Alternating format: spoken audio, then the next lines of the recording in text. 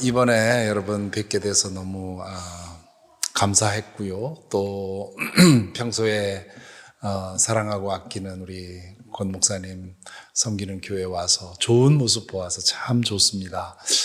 요즘 교회들이 다 어렵고요. 특별히 팬데믹 이후에 굉장히 어려워졌는데 교우들의 표정도 아주 밝고 또 구석구석에서 이루어지는 일들을 보니까 참 은혜로서 오늘 새벽에 말한 대로 자기 의를 쌓는 봉사가 아니라 하나님께서 주신 은혜로서 섬기는 모습을 보게 되어서 너무 감사합니다.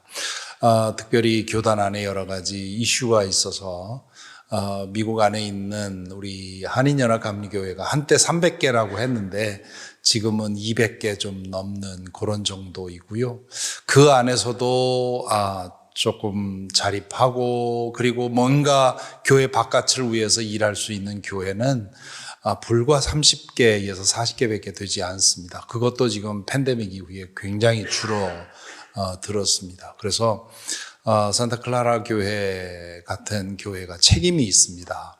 이건 우리만의 교회가 아니라 우리 지역만의 교회가 아니라 아까 장로님 기도하신 것처럼 미국 전체를 품고 그런 책임감을 갖고 우리 산타클라라 교회가 잘 서고 든든히 서고 활력 있게 하나님의 일을 하는 것은 우리 개인의 문제 혹은 이 교회만의 문제가 아니라 미주 안에 있는 한인 교회들의 과 관계된 그런 큰 일이라고 생각을 하시고 책임감을 가지고 앞으로 계속해서 좋은 소식 들려올 수 있도록 그렇게 기대하겠습니다.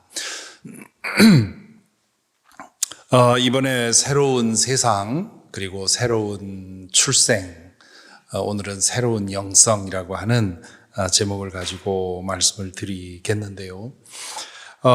새로운 세상에 태어났다면 그렇다면 매일매일을 어떻게 살아야 되겠는가 하는 그런 얘기를 하려고 합니다. 우리 태중의 어머니의 지금 여기에도 혹시 산모가 계신지 모르겠는데 9개월 동안 아이가 모태 안에 있는 그런 그 아이의 그 태아의 삶을 한번 생각해 보시기 바랍니다.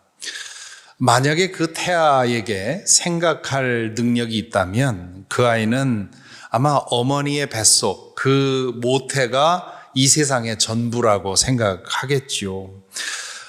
그 모태 안에도 환희와 기쁨과 슬픔과 고통이 있지 않겠습니까? 우리가 다 망각해서 그렇지 그 태아가 그곳에서 자라는 동안에도 나름대로의 그 사이클을 거쳐가면서 생애를 살게 되지요.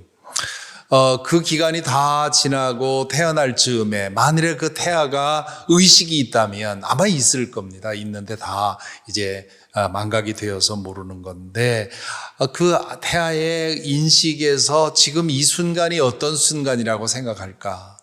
아마 내 세상이 끝나고 내 인생이 끝나는 것이라고 생각할지 모릅니다. 그렇지만 사실은 그것은 끝이 아니고 새로운 시작이죠. 그리고 한번 생각해 보십시오. 이 태아는 어머니의 태중에 지금 살고 있습니다.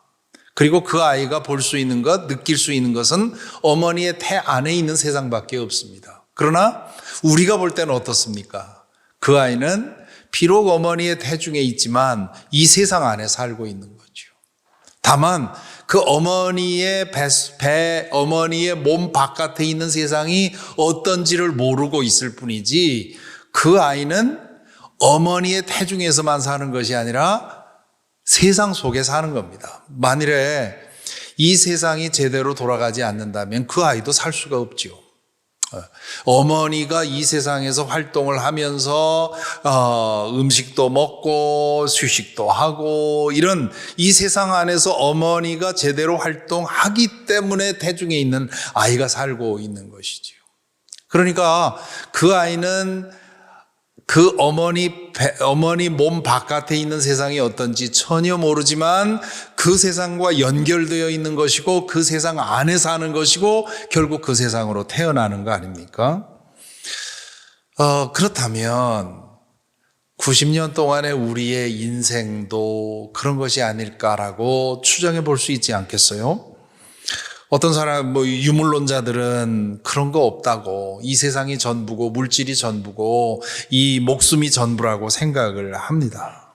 그렇지만, 태아가 이 세상 속에 살고 있지만, 어머니의 모태가 세상의 전부라고 생각하는 것처럼, 하나님의 차원, 하나님의 나라, 하나님의 임재가 우리 가운데 있는데 우리는 그 안에 마치 어머니의 태와 같은 이 물질 세계 안에 살고 있는 것이지요.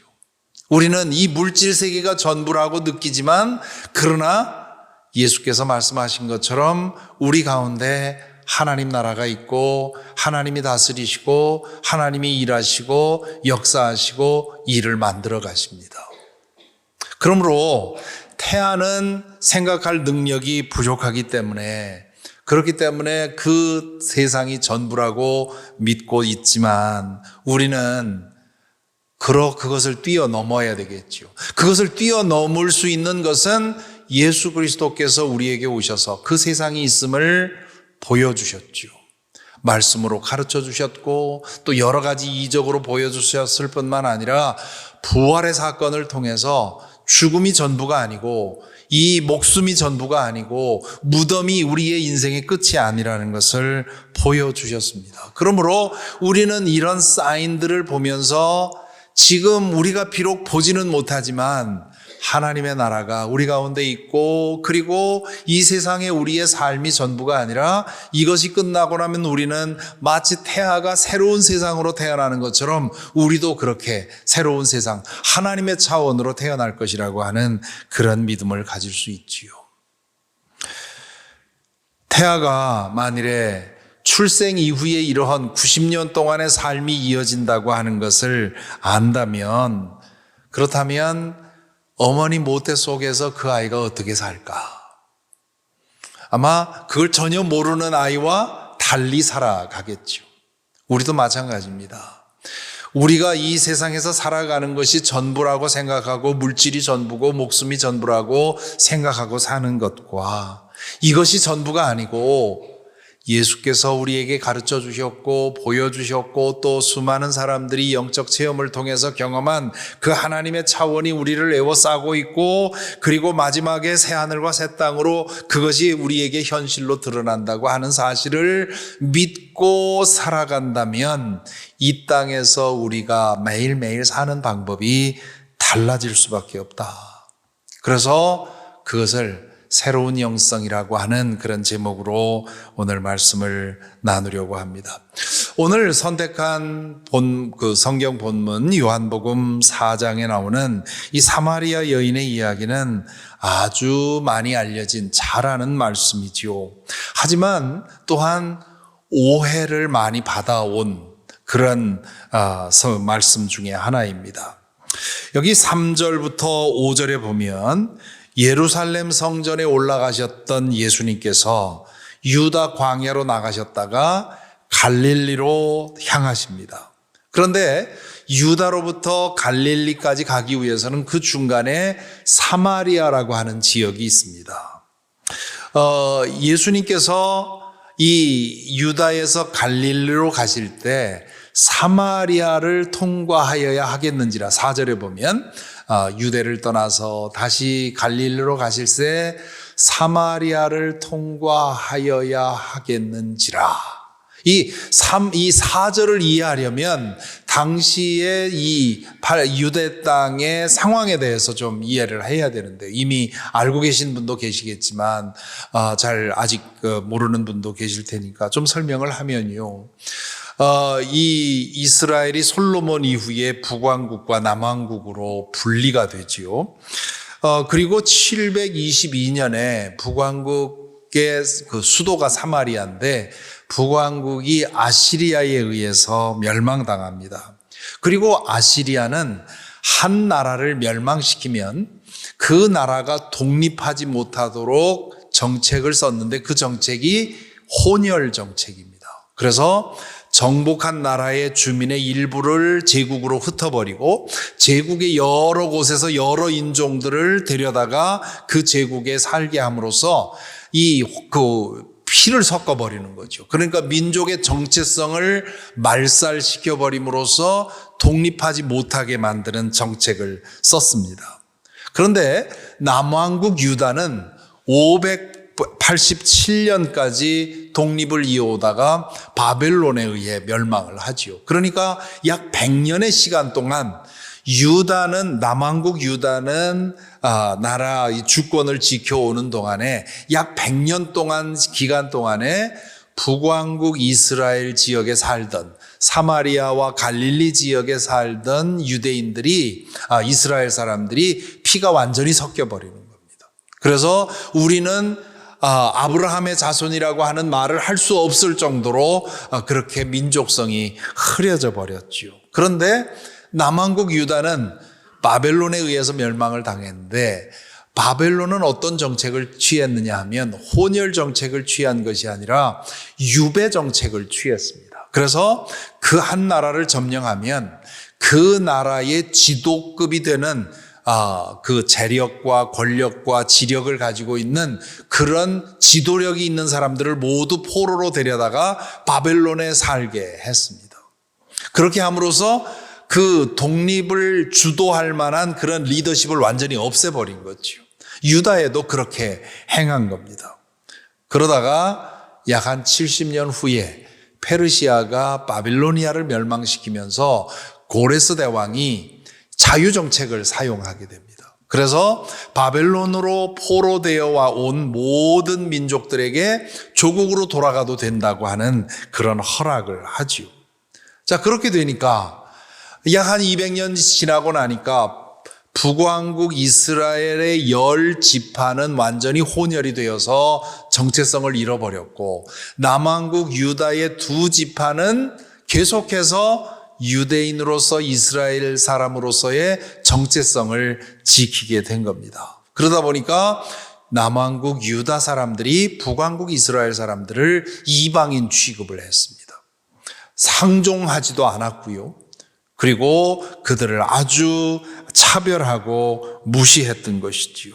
그러다가 주전 한 200년경에 이 하스모니안 왕가가 들어서서 갈릴리 지역을 유대화시켜 버립니다.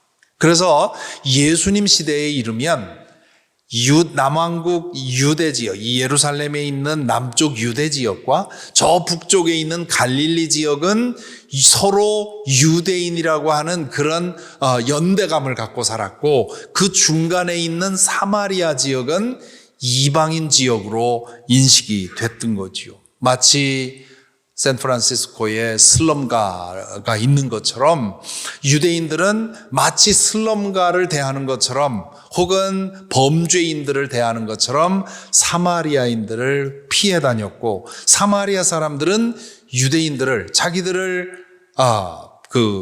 그렇게 차별하고 냉대했기 때문에 또한 그 반감을 가지고 있었습니다. 그래서 사마리아 사람들도 그렇고 유대 사람들도 그렇고 유다 지방으로부터 갈릴리로 가려고 하면 광야 지방을 이렇게 빙 돌아갔습니다. 사마리아 지방을 통과하다 보면 사마리아 사람들로부터 테러를 당할 위험이 컸기 때문이죠. 이 사마리아 사람들도 마찬가지입니다. 그 사람들도 유대 땅이나 갈릴리 땅에 잘 가지를 않았던 거지요.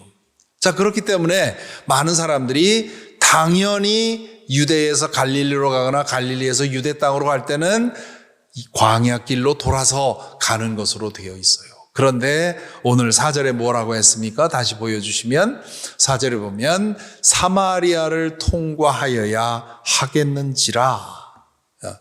예수님은 사마리아를 피해가지 않으신 겁니다. 유대인이었지만 사마리아를 통과해 갈 때 분명 위험이 있지만 그러나 사마리아인들도 예수님의 구원의 대상이었기 때문에 그 사마리아를 통과해 가셨던 것이지요.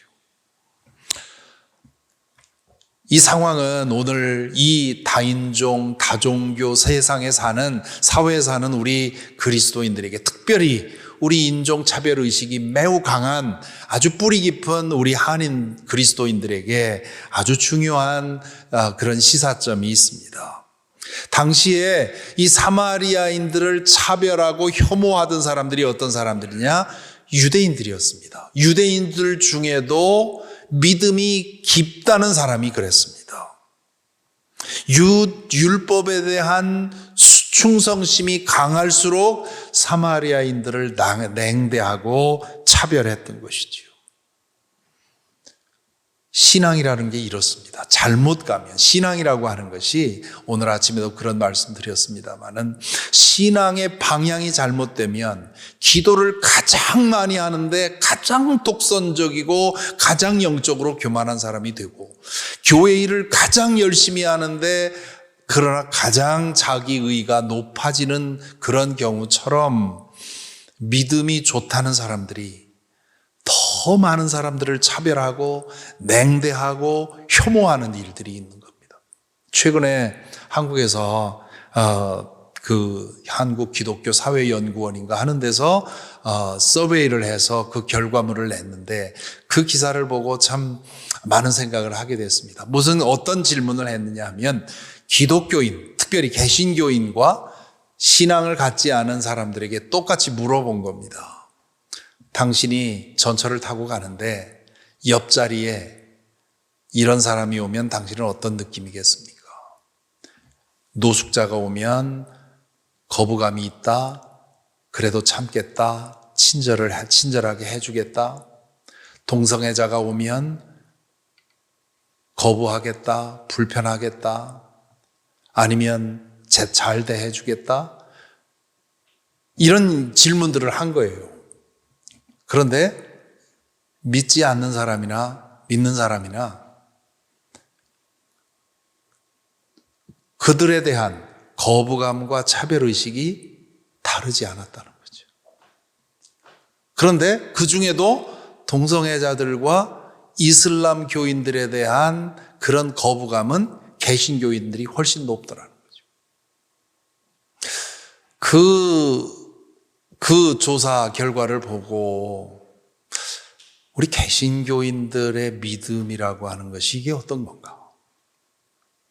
물론 본능적으로 거부감이 있는 거, 냄새나는 노숙인이 옆에 와서 앉으면 싫죠. 그거는 본능 아닙니까? 그런데 우리는 본능을 따라 사는 사람이 아니라 하나님의 이끄심을 따라 살아가야 되는데 성령께서 이끄시는 그런 방향은 어떤 거냐 말이죠. 적어도 노숙인이 옆에 왔을 때 불편함을 느낀다는 응답에 있어서 믿지 않는 사람보다 믿는 사람이 덜 퍼센트가 낮아야 그 정상 아닐까 말이죠. 어떻게 생각하시나요? 예수님께서 사마리아 지방을 위험에도 불구하고 통과해 가시기로 결정하셨다는 거, 이거 우리가 좀 깊이 생각해야 할 내용입니다. 특별히 미국 같은 이런 사회 속에서 내가 하나님에게 충실하고 하나님의 말씀에 충실하게 살아간다고 하는 것이 내 기준에 따라서 사람을 구분하고 차별하고 혐오하고 박해하고 멀리하는 이런 방향으로 나가서는 안 되지 않는가. 오히려 내 신앙의 기준은 확실하게 지키면서 나와 다른 사람들을 품고 너그럽게 받아주는 이러한 태도가 예수 그리스도를 믿는 사람들에게 더 강하게 나타나야 되는 거 아닌가. 그런 생각을 예수님의 이야기를 통해서 하게 되는 거죠. 자, 그래서 이 사마리아 지방을 지나가는데 5절, 6절에 보면 예수님께서 사마리아에 있는 수가라 하는 동네에 이르시니 야곱이 그 아들 요셉에게 준 땅이 가깝고 거기 또 야곱의 우물이 있더라. 예수께서 길을 가시다가 피곤하여 우물 곁에 그대로 앉으시니 때가 6시쯤 되었더라. 예수님께서 그곳에 가셔서 우물가에 앉았습니다. 대개 당시에 어제 말씀드린 것처럼 팔레스타인 땅은 이 샘물이 많지 않습니다. 그래서 음료수를 주로 비가 내릴 때 빗물을 받아서 그것을 가지고 쓰고, 그리고 우물은 아주 귀한 것이었기 때문에 한 동네에서 그 우물을 같이 사용을 하고 그랬죠. 그리고 그 우물은 주로 이 동네의 경계선 바깥에 있습니다. 그래서 그 우물을 거쳐서 이제 동네 안으로 들어가는데, 예수님께서 그러니까 이 수가성 가장자리에 우물에 앉아 계셨다 그런 얘기지요. 자, 여기서 두 가지를 주목해야 되는데, 하나는 우물이라는 장소입니다. 옛날에 우리 시골에서도 그랬습니다마는 우물은 한 동네의 생명줄이면서 또한 여성들의 사교장이지요. 아침 저녁으로 물을 뜨러 와서 거기서 물만 뜨는 것이 아니라 물을 뜨고 서로 대화 나누면서 그 동네에서 있었던 이야기를 나누고 또 이런저런 정보도 나누고 사귀고 하는 그런 곳이 바로 우물입니다. 두 번째 주목할 것은 때가 6시쯤 되었더라 그렇게 말합니다. 이 6시라고 하는 것은 당시에 로마에서는 하루를 12로 나누어서 시간 계산을 했습니다. 그러니까 6시라고 하는 것은 정오를 말하는 거죠. 팔레스틴에서 정오는 모든 것이 멈춰진 시간입니다. 자, 이 시간에 7절에 보면 사마리아 여자 한 사람이 물을 길러 왔음에, 자, 이 여자가 물을 길러 왔는데 언제 왔느냐? 아무도 움직임이 없는 정오에 물을 길러 온 것입니다. 이 상황은 이 여인의 사회적 상황에 대해서 아주 중요한 암시를 줍니다. 아무도 물을 길러 오지 않는 시간에 혼자 물을 길러 왔다는 건 뭡니까? 사람들의 눈을 피해서 왔다는 뜻입니다. 사람들을 만나지 않기 위해서 가장 사람들이 오지 않는 시간에, 그것도 그 땡볕에 뜨거운 시간에 그 고통을 무릅쓰고 우물을 찾아왔다는 거지요. 그 무슨 말입니까? 아무도 만나고 싶지 않았던 겁니다. 그 동네에서 왕따로 살았던 여인이라고 하는 것을 알게 되지요. 7절에 보면 예수께서 물을 좀 달라 하시니, 예수님이 그 여인에게 물을 달라고 얘기를 합니다. 그러자 9절에 보면 사마리아 여자가 이르되 당신은 유대인으로서 어찌하여 사마리아 여자인 나에게 물을 달라 하나이까 하니, 이는 유대인이 사마리아인과 상종하지 아니함이로라. 유대인이 사마리아인에게 물을 달라고 부탁하는 것, 나를 좀 도와달라고 부탁하는 것은 자존심 상하는 일입니다. 그것도 남자가 여자에게 도움을 청한다, 상상할 수 없는 일이죠. 예수님이 왜 일부러 이 사마리아 여인에게 나에게 물을 좀 떠서 달라고 얘기를 했겠습니까? 그 여인을 높여주기 위한 것입니다. 그 여인을 사람 대접해 주기 위한 겁니다. 그 동네 사람들은 아무도 그 여자와 상종하지 않으려고 피해 다니는데, 예수님은 그 사람이 오기를 기다렸던 것이지요. 그리고는 그 사람이 오자 당신이 얼마든지 다른 방식으로 할 수 있었음에도 불구하고, 아마 여기 우리 번역에는 물을 달라 그랬겠지만, 어떻게 그랬겠습니까? 우리식으로 하면 저에게 물을 좀 떠서 한 모금 마실 수 있게 해 주시겠습니까? 그렇게 얘기를 했겠죠.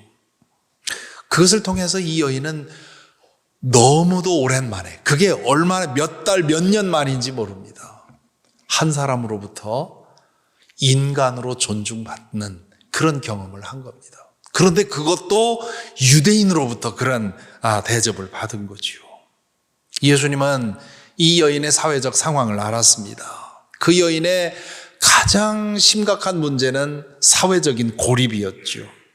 인간 대접을 아무에게도 받지 못하는 그런 상황에 있는 그런 상황에서 예수님은 그 여인에게 이렇게 제안을 한 겁니다. 그러자 이 예수님의 난데없는 제안에 이 여인이 놀라지요. 그러자 10절에 뭐라고 합니까? 우리 10절 함께 읽어볼까요?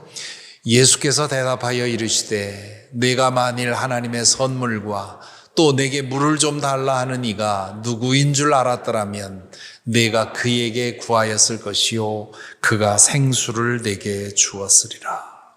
자, 예수님이 그 여인에게 접근한 이유가 여기 암시되어 있습니다.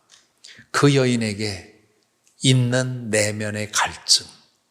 예수님이 그것을 보시고 그걸 해결하기 위해서 나에게 물을 좀 달라 그렇게 부탁을 하신 것이지요. 나중에 보면 예수님이 물을 마시는 장면이 없습니다. 사장이 아주 긴데요. 거기에 보면 예수님이 물을 마셨다는 얘기가 없어요. 그 말은 무슨 뜻입니까? 예수님이 정말 목말라서 이 여인에게 물을 달라고 한 게 아니라는 거지요. 그 여인에게 물이 필요했는데 그 물을 당신이 주시기 위해서 말을 걸은 겁니다. 어떤 갈증입니까? 사람 대접받는 갈증, 사회적 소외로 인한 갈증. 그 갈증을 채워주시면서 예수님은 그 여인이 숨기고 있던 그런 내적 갈증에 대해서 말씀을 하십니다. 11절 12절에 보면 여인은 예수님의 말씀을 이해하지 못하지요. 그런 물이 있습니까? 그러면 그 물을 나에게 주시면 내가 다시는 이 우물에 물 들어오지 않겠습니다. 그 물 좀 나에게 주십시오. 그렇게 대답을 하지요.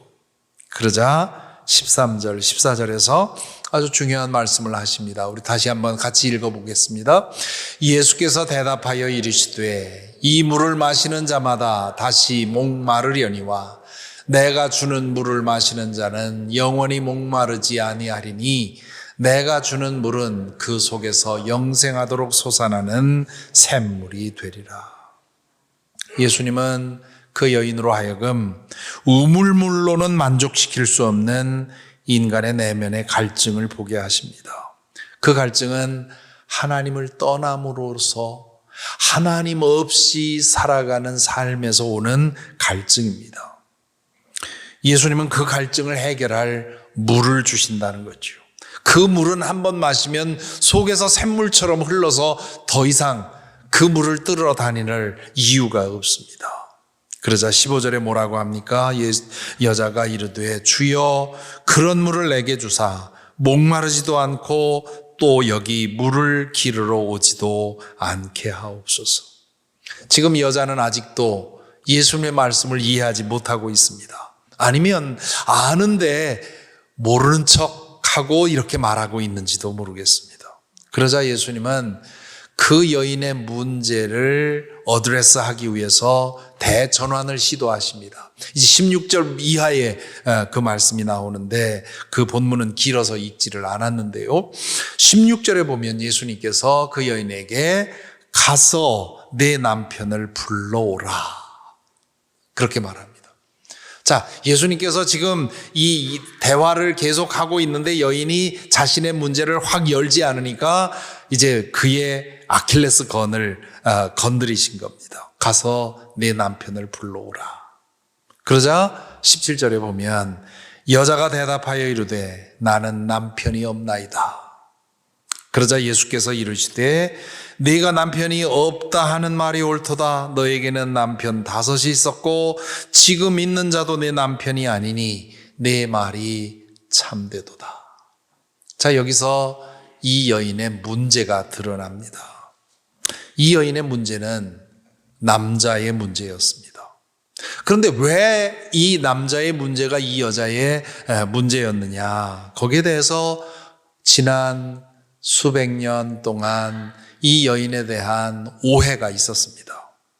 이 여인의 성적 욕망이 특별해서 어떤 남자에게도 만족하지 못하고 계속해서 남자를 갈아치운 그런 여자로 알려져 왔죠. 과거판 엘리자베스 테일러라고 하는 거죠. 엘리자베스 테일러가 7남자와 8번 결혼과 이혼을 반복하지 않았습니까? 제 어릴 적에 그런 그런 설교를 들었던 적이 있습니다. 엘리자베스 테일러 같은 여자다 말이죠. 성적 욕망이 너무도 커서, 그래서, 만족하지 못해서 이 남자들을 갈아치운.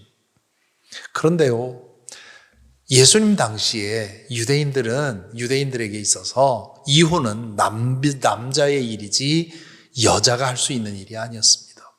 율법에도 남자가 아내에게서 수치스러운 일이 발견되거든 아내의 이혼 증서를 써주고 아내를 버려도 된다. 그렇게 율법에 나와 있습니다. 아내가 남편을 버릴 수 있는 법은 없습니다. 그거는 로마 시대에는 어느 정도 있었지만 유대인들 중에는 그럴 수가 없습니다. 그러니까 이 여성은 섹스 중독자가 아니라 남자들에게 거듭거듭 버림받은 여자입니다. 왜 이렇게 버림받았을까? 그 여자에게는 섹스의 문제가 있었던 것이 아니라 과도한 의존의 문제가 있었던 것이지요. 의존 중독이라 할 수 있습니다.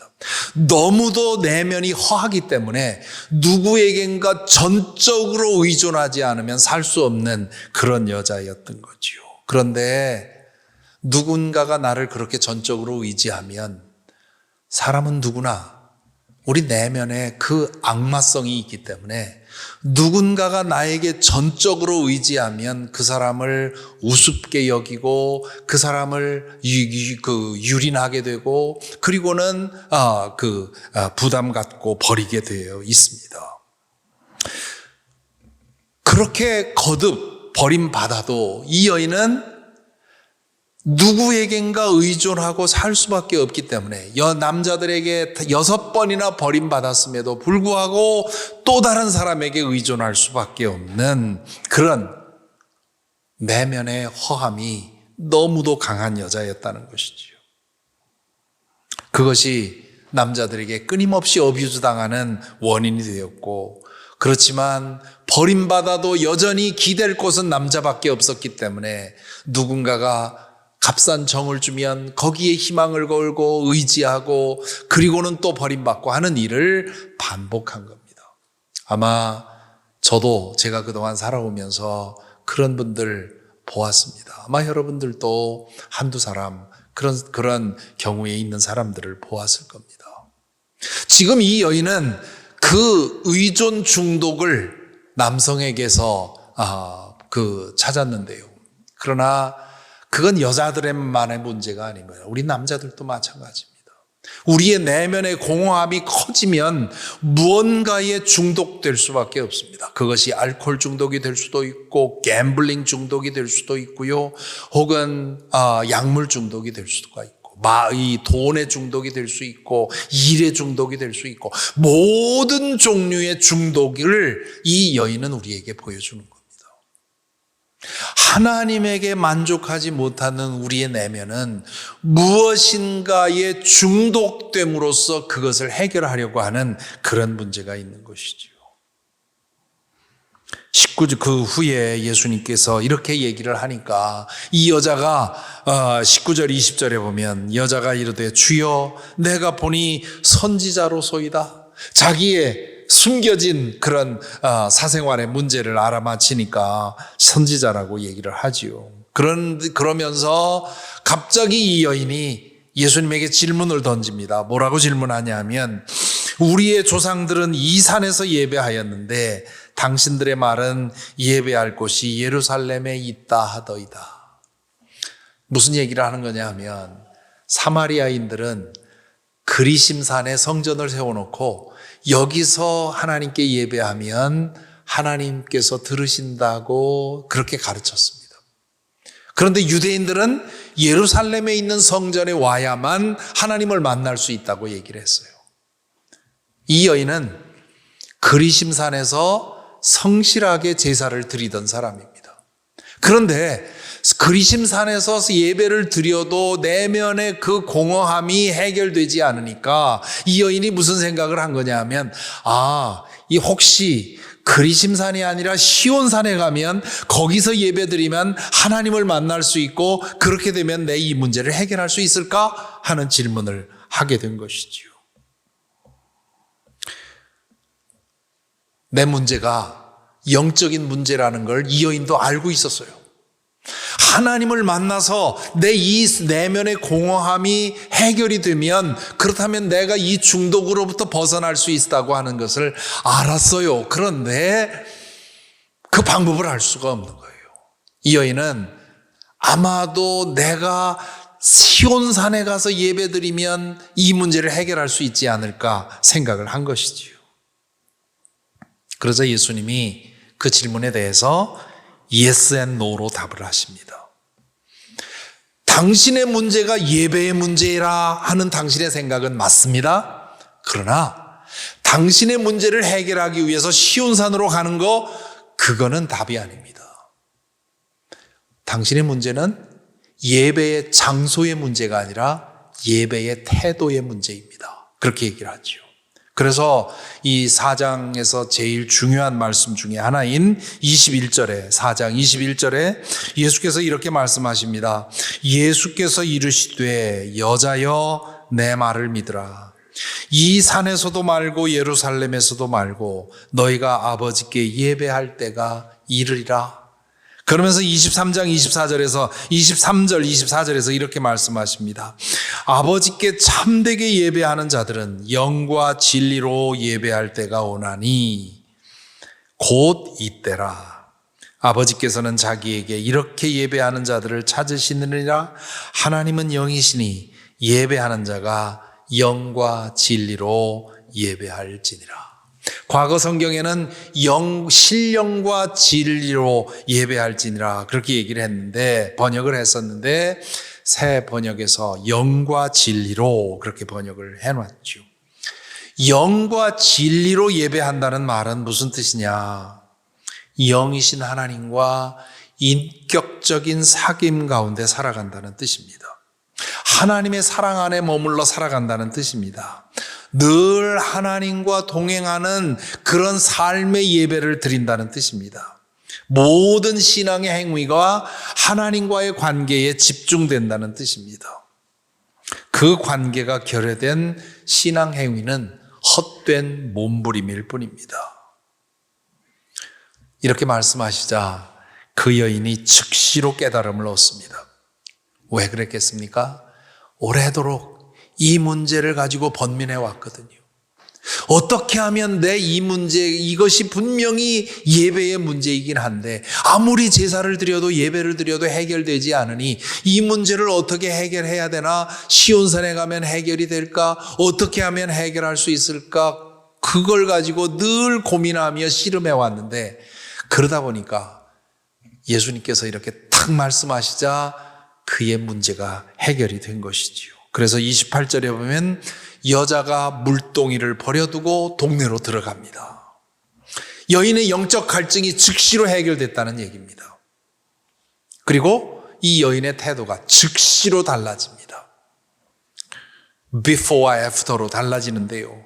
과거에는 어땠습니까? 좀 전에 말씀드린 것처럼 사람들의 눈을 피해 다니고 자신을 숨기고 사람들 앞에 자신이 없고 사람들이 자신을 미워할까?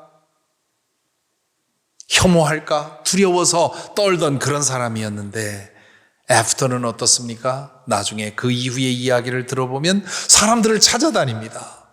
자신을 재수없는 여인이라고, 부정한 여인이라고 무시하고 혐오하고 배척하던 사람들을 두려움 없이 찾아가서 내가 메시아를 만났다고 전하게 되지요. 그 이후의 이야기는 성경에 나와 있지 않습니다. 이 사마리아 여인이 그 후에 집에 돌아가서 어떻게 살았을까 우리는 알 수가 없지요. 짐작할 수 있을 뿐인데요. 뭐 말할 것도 없이 더 이상 남자에게 의존하지 않고 하나님께서 채워주신 그 내면의 만족을 가지고, 그리고 이제는 대등한 관계에서 남성과 사랑할 수 있었겠죠. 더 이상 남자들에게 어뷰즈 당하지 않고 버림받지 않고, 남자에게 버림받는다면 차라리 혼자 살 수 있는, 혼자서 능히 살 수 있는 그런 사람이 된 겁니다. 한 남자와 한 여자가 만나서 건강한 가정을 이루기 위해서는 그 남자도 그 여자도 바로 홀로 설 수 있는 사람이 되어야 합니다. 한 사람이 한 사람에게 전적으로 의존하면 그 관계는 언제든 깨지게 되어 있어요. 두 사람이 홀로 서서 바로 서서 두 사람을 서로 섬기고 의지할 때 참된 사랑이 이루어지는 거죠. 이 여인은 비로소 하나 예수 그리스도를 통해서 참된 예배를 발견하고 그 참된 예배를 통해서 만족을 얻고 그 이후로 더 이상 누구에겐가 전적으로 의존하지 않고 사랑할 사람이 있으면 사랑하지만 그러나 그럴 사람이 없다면 혼자서라도 얼마든지 행복한 그런 삶을 나갔을 것입니다. 그럴 수 있었던 것은 영이신 하나님과 영적으로 소통하며 살아가는 그런 삶의 길을 발견했기 때문입니다. 좀 전에 말씀드린 것처럼 이 사마리아 여인의 이야기는 저와 여러분 우리의 모두의 이야기입니다. 하나님과 분리되어서 생긴 우리의 내면의 그 자리를 하나님의 사랑으로 성령으로 채우지 않으면 그러면 우리는 어쩔 수 없이 이 세상 것을 가지고 살아갈 수밖에 없고 거기서 만족을 구할 수밖에 없습니다. 사람마다 어떤 사람은 그 구멍이 크고요, 어떤 사람은 작지요. 그 구멍이 큰 사람일수록 그런 중독에 빠지는 거지요. 무엇인가 누구에겐가 전적으로 의지하지 않으면 살아갈 수 없는 그런 존재가 됩니다. 그러므로 새로운 영성이라고 하는 것은 영이신 하나님과 매일같이 인격적인 소통 속에서 하나님의 그 사랑 안에 머물러 그 사랑을 통해서 이 만족을 얻고 그 만족을 통해서 살아가는 것, 이것이 새로운 영성입니다. 시간이 많이 갔습니다마는 저의 이야기를 잠깐 말씀드리는 것으로 오늘 이 사마리아 여인의 이야기를 마무리 짓겠습니다. 저는 저의 가정은 증조 할머니부터 믿기 시작을 했습니다. 증조 할머니 믿으셨고, 그러니까 아주 그 일제시대 초기 신자라고 할 수 있겠죠. 제 고향이 저 충청도 당진인데요. 혹시 우리 고향분 계시나요? 충청도 당진인데 그 당진이 이렇게 그 해변에서 이렇게 들어올 수 있는 지역이어서 초기에 기독교가 특별히 이제 감리교회가 많이 퍼졌는데 저희 그 증조 할머니께서 그 새벽마다 10리도 넘는 길을 홀로 오고 가면서 새벽 기도 하시면서 그렇게 신앙생활을 했습니다. 아무도 믿지 않고 혼자만 믿으셨는데 그러다가 할머니가 시집 오시고 할머니를 전도해서 이제 두 분이 신앙생활 하셨고, 그리고는 저희 어머니가 이제 시집을 오셨는데 어머니는 시집 오시기 전에 이제 교회를 다녔던 분입니다. 그래서 이제 저희 어머니가 오면서 시집 오시면서 이제 세 여인만 신앙생활하고 남성들은 여전히 전통적으로 제사 드리고 뭐 이런 집이었습니다. 그리고는 4대째 이르러서 저희 형제들에게 이르러서 비로소 이제 주일학교를 다니면서 신앙생활을 하게 되었죠. 저와 제 형제들은 아주 착실한 교인으로 자랐습니다. 왜냐하면 어머니께서 여기에 대해서 아주 그 뜨거운 그런 신앙을 가지고 있었기 때문에 어머니의, 그리고 그 이후로 이제 저희 사형제를 공부시키기 위해서 시골에서 굉장한 고생을 많이 하셨습니다. 그렇기 때문에 어머니께서 저희 형제들에게 쏟으신 그 사랑 때문에 저희 형제들은 어머니의 마음에 못을 박는 일을 할 수가 없었어요. 제가 어릴 때 네 형제였는데 제가 둘째였는데요. 네 형제가 이렇게 쪼르르 누워서 자면 새벽에 가끔 답답해서 이제 잠이 깹니다. 깨서 이렇게 들어보면 이제 어머니께서 기도하고 있는 거예요. 새벽 기도 갔다 오셔서 형부터 시작해서 머리에 이마에 손을 얹고 기도하시는데 때로는 꾹꾹 눌러가면서 침튀가면서 기도를 하십니다. 그러니까 잠자다가 잠이 깨게 되고 그러면 이제 깬 기척을 하면 또 어머니께서 그 당황하실까봐 그냥 잠자는 척하면서 듣고 그런 사랑을 경험하고 자랐기 때문에 아버지의 기대를 아버지의 체면을 망가뜨릴 수 없다. 그리고 어머니의 마음에 못을 박을 수 없다. 그런 생각 때문에 어머니가 가장 소중하게 여기는 것이 교회 다니는 거였기 때문에 그래서 한 번도 교회에 빠져본 기억이 없습니다. 딱 한 번 있었는데요.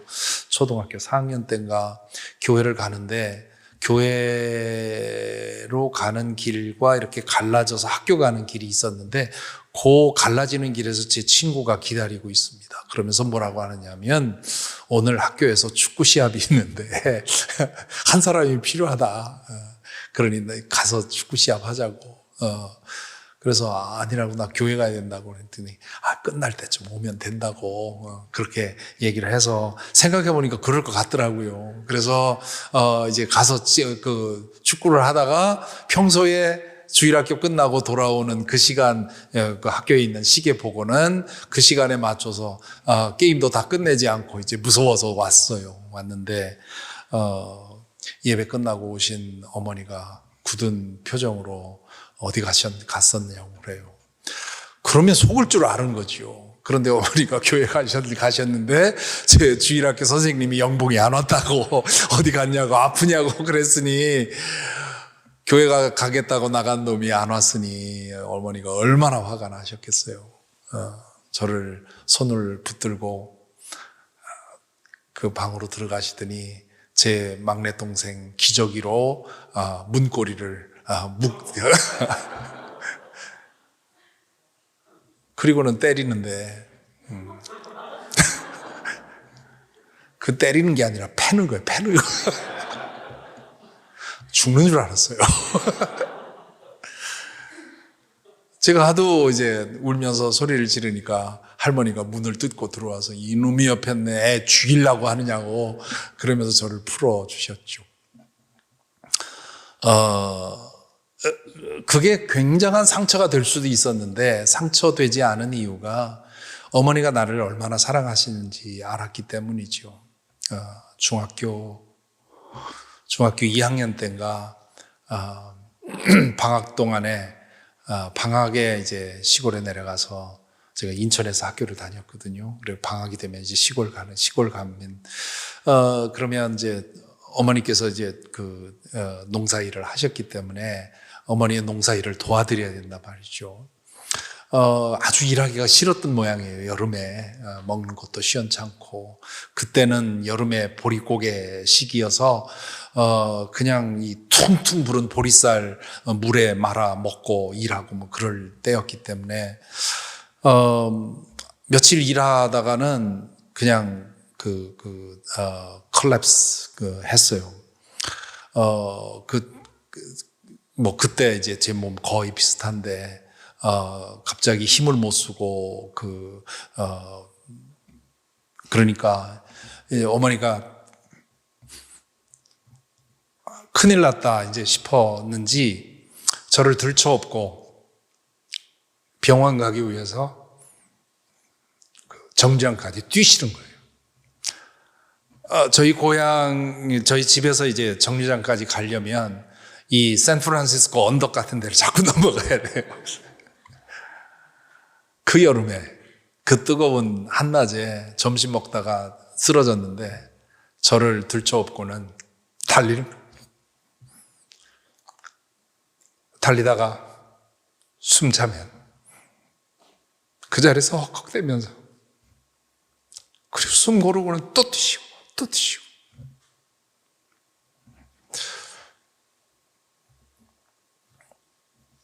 그런 사랑을 받고 자랐기 때문에 그 어렸을 때 말하자면 어뷰즈를 당했는데 그게 전혀 상처가 되지 않았죠. 그리고는 어머니에게 하나님이 얼마나 귀중한 분인지 그때 제 마음속에 각인이 돼서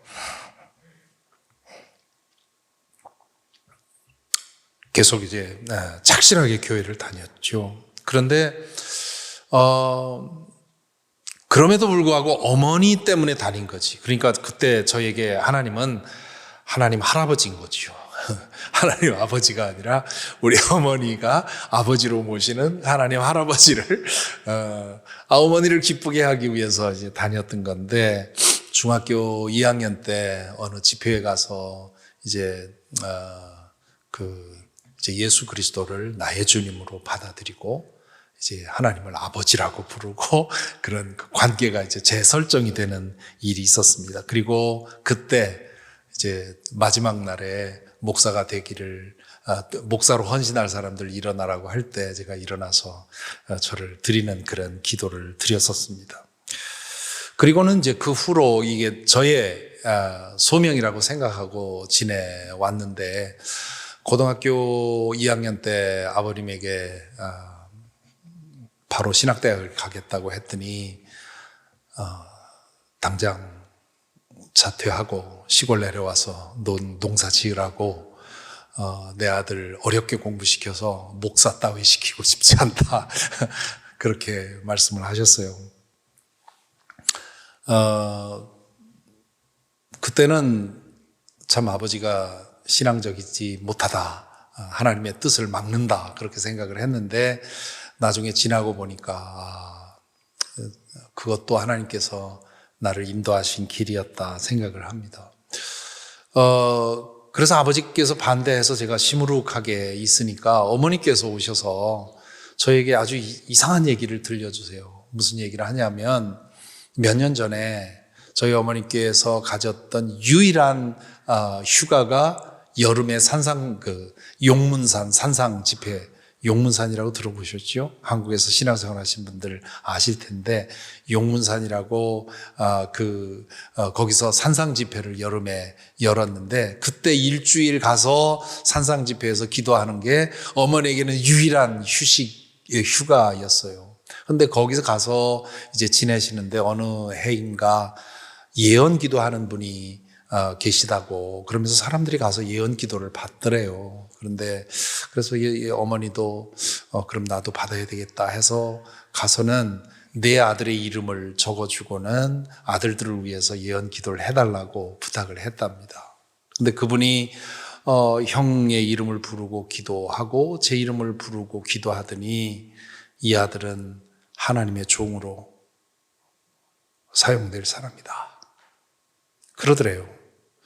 그래서 어머니께서 그분의 기도를 스탑시킨 다음에 잠깐 내가 태중에서부터 주의 종으로 바친 사람은 막내 아들이다. 우리 남편이 지금 믿음이 좋지 않기 때문에 둘째 아들은 포기 안 할 거다. 그러니 막내 아들을 위해서 그 기도해달라고 그렇게 얘기를 했대요. 그랬더니 그분이 아니라고, 하나님은 둘째를 쓰실 거라고 그렇게 얘기를 했다고 해요. 어머니가 하도 이상하니까 그때 집에 돌아오셔서 이거 사기꾼인가 보다 생각을 하고는 제쳐놓고 있었던 거지요. 그런데 몇 년 후에 제가 신학대학 가겠다고 하니까 그러니까 그 얘기를 그제서 해주시는 거예요. 그래서 그래, 그게 내가 중학교 2학년 때 일어나서 헌신한 게 이게 그냥 내 마음은 아니었겠구나, 하나님께서 정말 부르셨나 보다 하는 그런 소명감을 갖고, 그리고는 아버님의 반대가 하도 셌기 때문에 이제 일반 대학으로 갔다가 대학교 4학년 때 다시 다짐하고 신학대학원에 진학을 했습니다. 그때 장장 7페이지의 긴 편지를 아버님에게 드렸어요. 제가 왜 여전히 목회자가 돼야 되는지, 왜 신학을 해야 되는지 편지를 보냈더니, 보내고는 이제 여름 방학에 집에 갔더니 아버님이 안 계세요. 그래서 어머님한테 아버지가 내 편지를 읽고 어떻게 반응을 하셨냐고, 저는 아버님의 축복을 받고 가고 싶었기 때문에. 그랬더니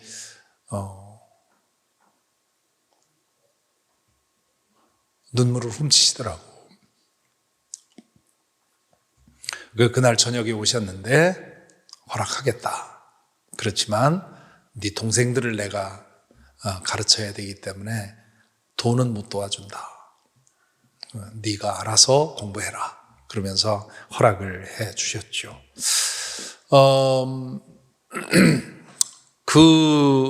이후로 저는 목회자로 잘 준비하기 위해서 10년을 준비해야 되겠다고 생각을 했고, 그러다 보니까 유학을 하게 됐고, 그러다 보니까 학위를 하게 됐고, 학위를 하고 나니까 한국의 교수 자원이 부족해서 이제 신학교로 부름을 받게 됐습니다.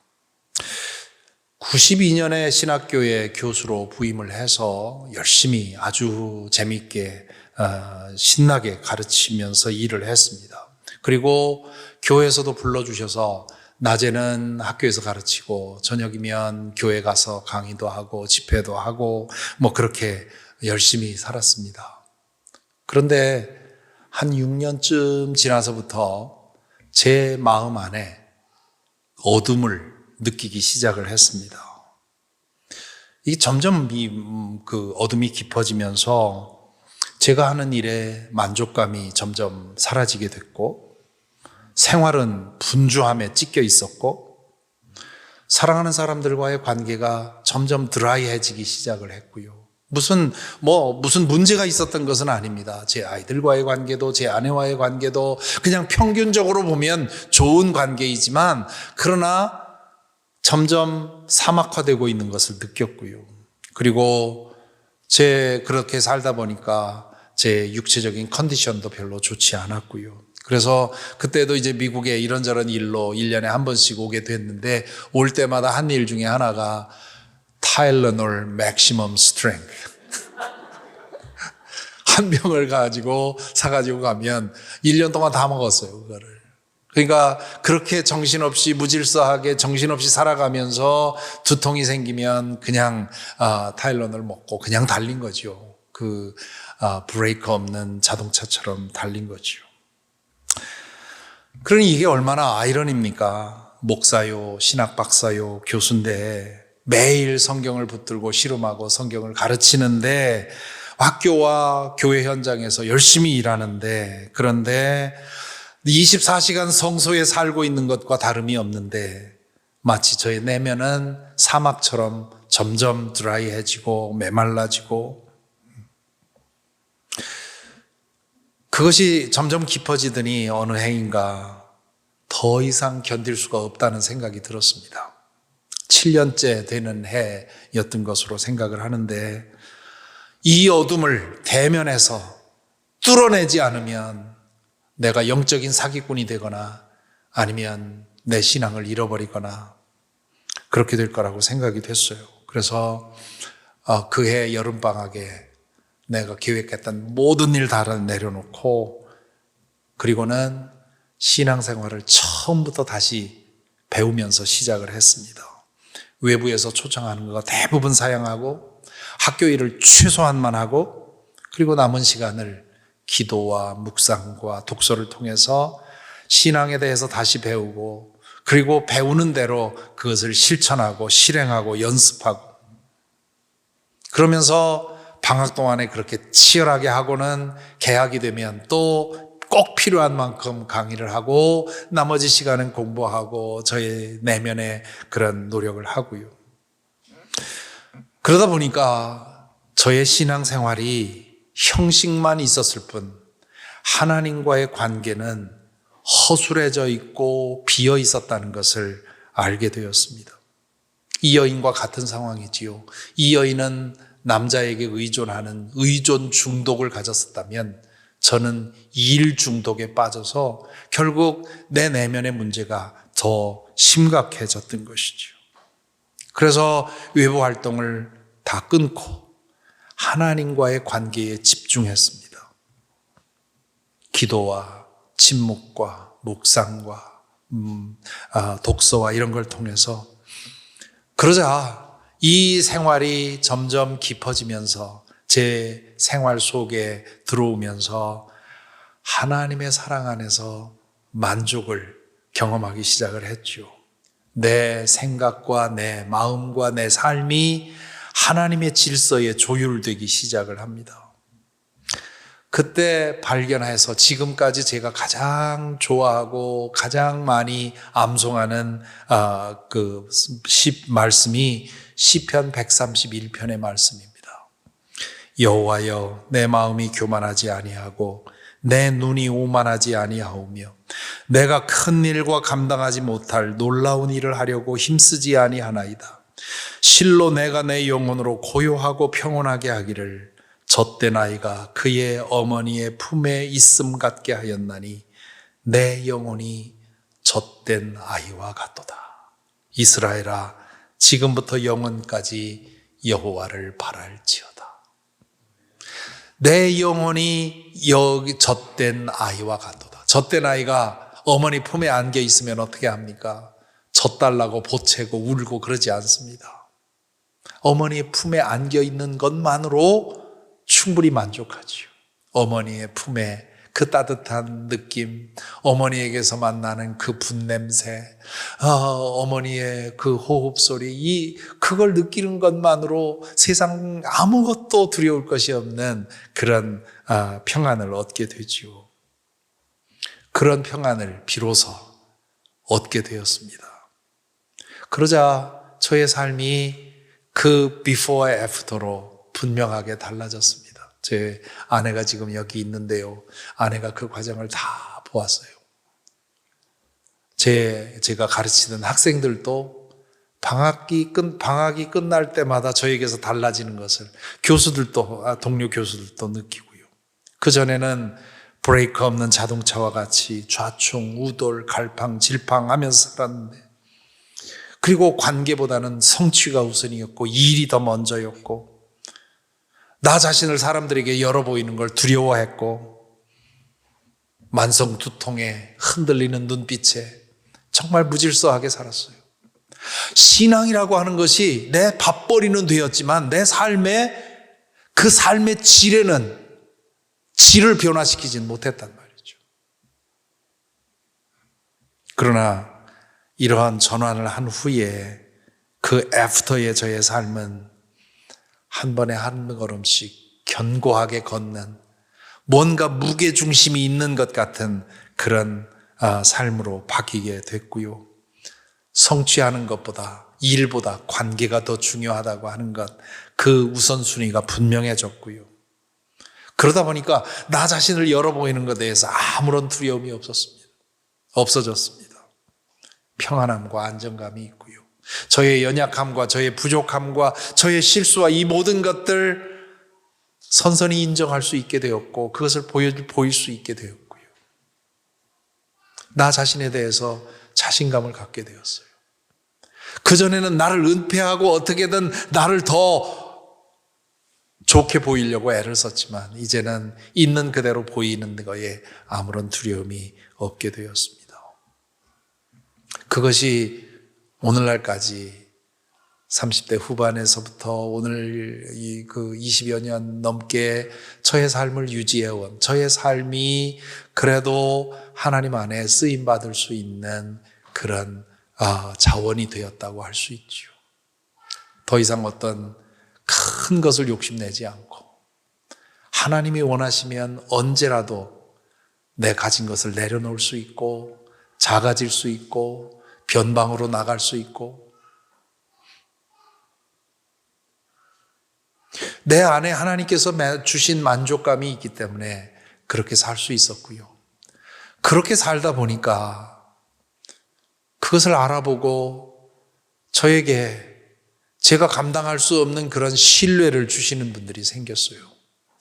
우리 권 목사님께서 저보고 목사들의 목사라고 하는데 말씀을 해 주셨는데, 제가 그 얘기를 들을 수 있는 큰 이유 중에 하나는 교회 교인 중에 아주 그 의사로서 성공을 했는데, 그 성공이 어떤 성공이냐면 그 그룹을 가진 그런 아주 내 프랙티스 하는 정도가 끝낸 정도가 아니라 여러 의사를 둔 그런 그룹을 만들 정도로 성공하신 분이 있어요. 근데 그분의 그 할아버지가 목사님이셨거든요.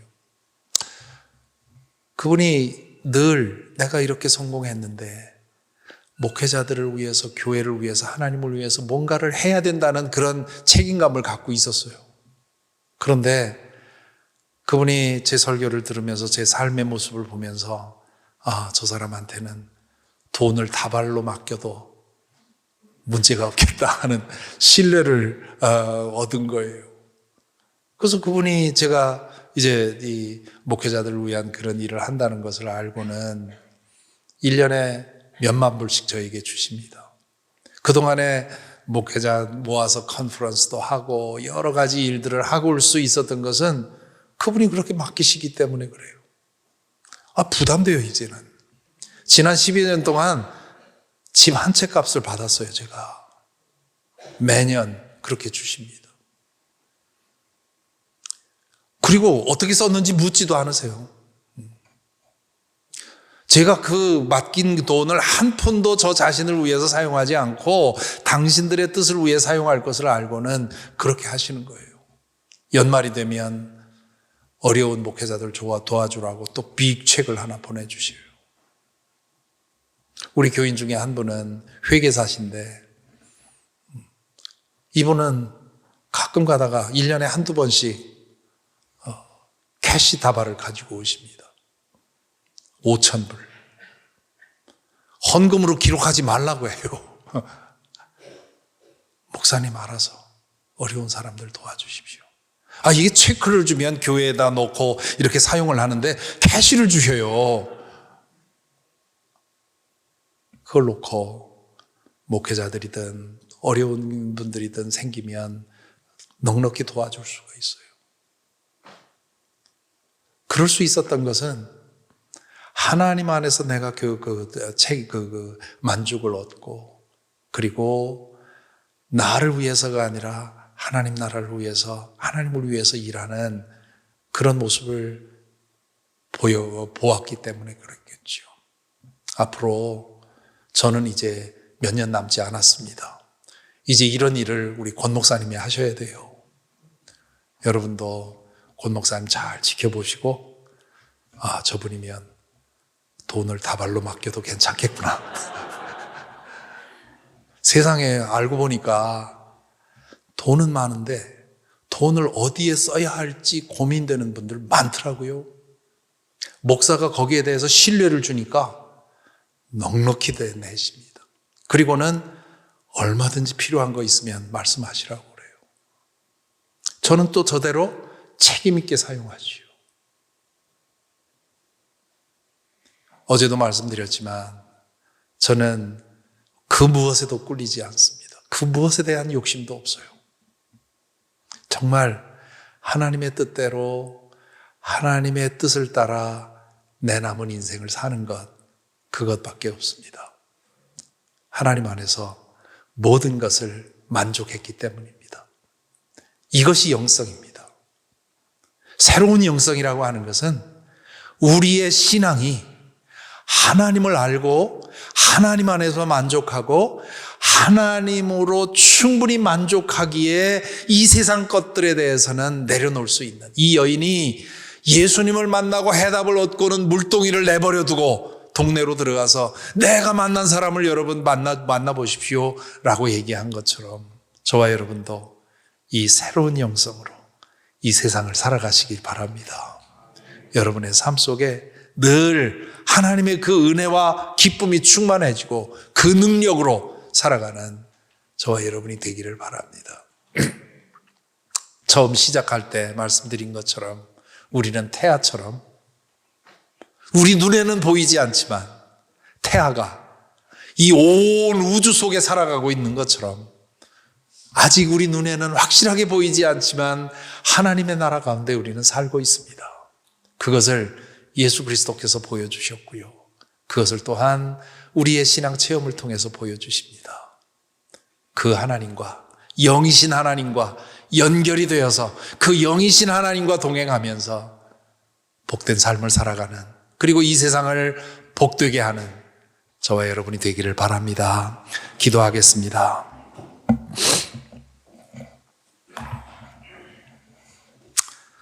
시간 함께 기도하십시다.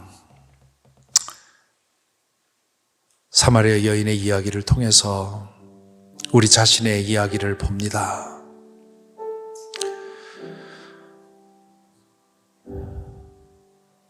우리는